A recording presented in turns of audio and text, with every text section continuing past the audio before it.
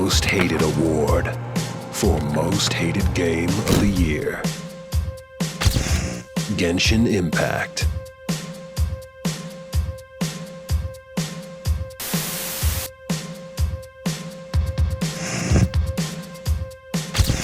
Warcraft III Reforged. Let's get on with it.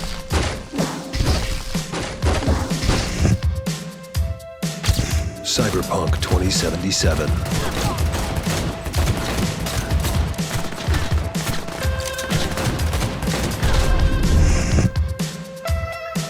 The Last of Us Part 2.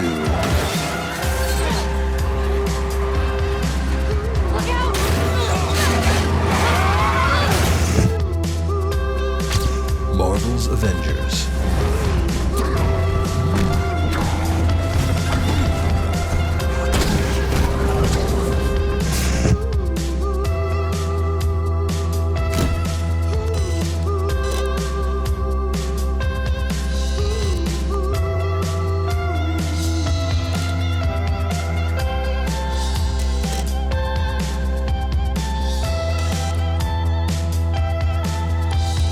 The Last of Us Part 2.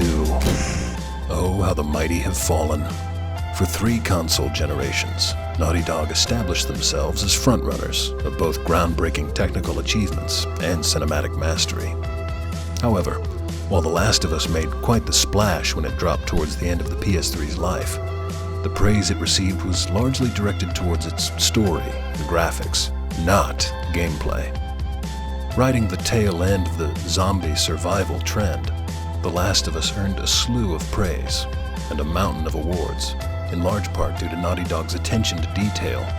Through subtle world building and visual storytelling, they delivered an affecting character drama set against the backdrop of a gritty, depressing world that made everyone feel like shit.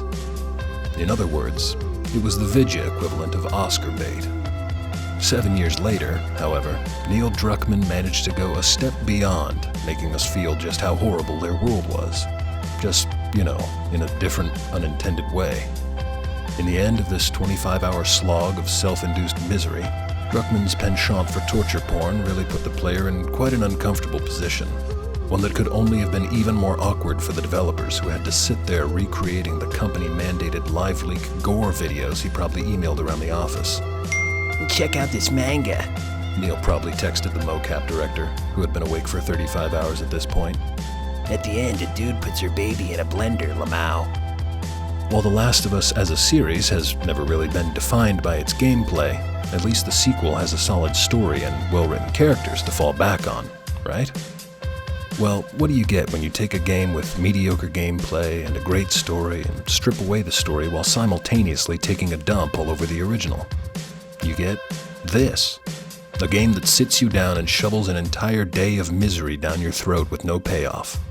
A game that goes out of its way to destroy the main appeal of its predecessor. A game that sets up the most hateable character imaginable and then forces you into her shoes for the next 10 hours. A game that revels in making you do the horrible things and then chastises you for doing them. A game that V voted the most hated game of 2020. So to Neil and his 3 remaining employees, good job. Add this award to your pile. You didn't even have to pay for this one.